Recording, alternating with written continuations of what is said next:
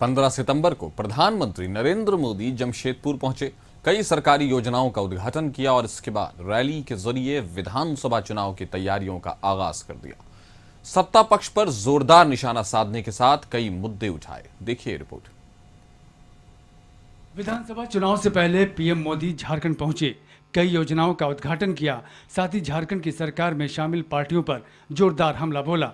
PM ने कहा कि झारखंड के 3 सबसे बड़े दुश्मन जेएमएम, कांग्रेस और आरजेडी है। इन दुश्मनों को झारखंड के लोग जितनी जल्द पहचानेंगे, उतना जल्द झारखंड का भाग्योदय सुनिश्चित होगा। कांग्रेस को झारखंड से नफरत है, आरजेडी बिहार से झारखंड के अलग होने का बदला चुका रही है और जेएमएम आदिवासियों के जंगल, जल, जमीन पर कब्जा करने वालों के साथ जाकर खड़ा हो गया है। झारखंड के ये 3 दुश्मन है, जेएमएम, आरजेडी और कांग्रेस।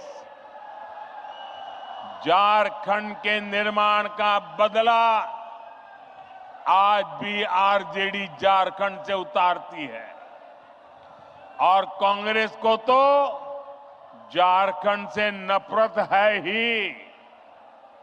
कांग्रेस पार्टी ने इतने दशक तक दिल्ली में बैठकर देश पर राज किया, लेकिन इन्होंने देश के दलित, पिछड़ा और आदिवासी समाज को आगे नहीं बढ़ने दिया।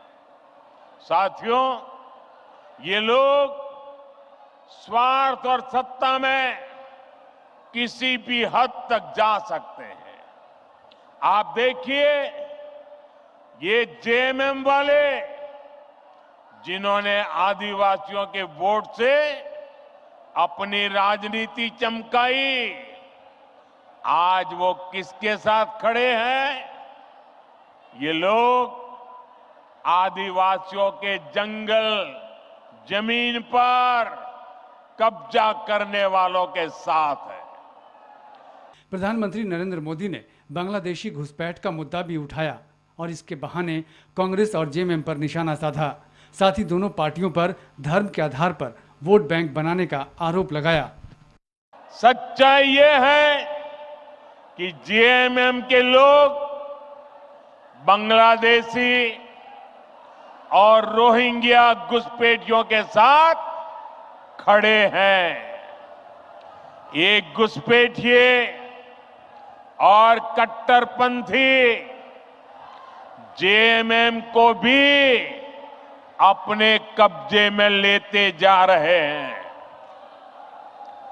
इनके लोग झारखंड मुक्ति मोर्चे के भीतर भी घुस गए हैं।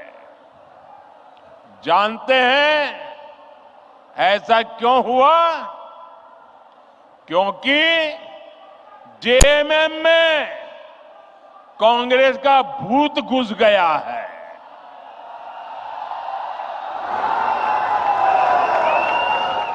जब किसी पार्टी में कांग्रेस का भूत घुस जाता है तो तुष्टीकरण ही उस दल का इकलौता एजेंडा बन जाता है।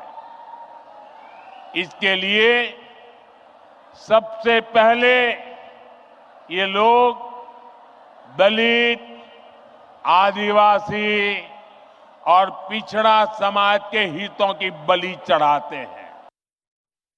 पीएम के इस बयान पर राजनीति गर्मा गई। जेएमएम, कांग्रेस और आरजेडी तीनों ने एक साथ हमला बोल दिया। जनता के मुद्दों की बात करते हुए सवाल उठाया कि विधानसभा से पास कानूनों को अनुमति क्यों नहीं दी जा रही। 240 सांसद जीत के आए,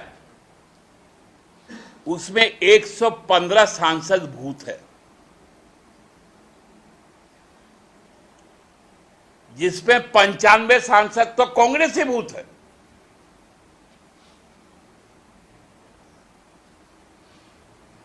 मणिपुर में जिसने आग लगाया, असम के मुख्यमंत्री, वो भी भूत है।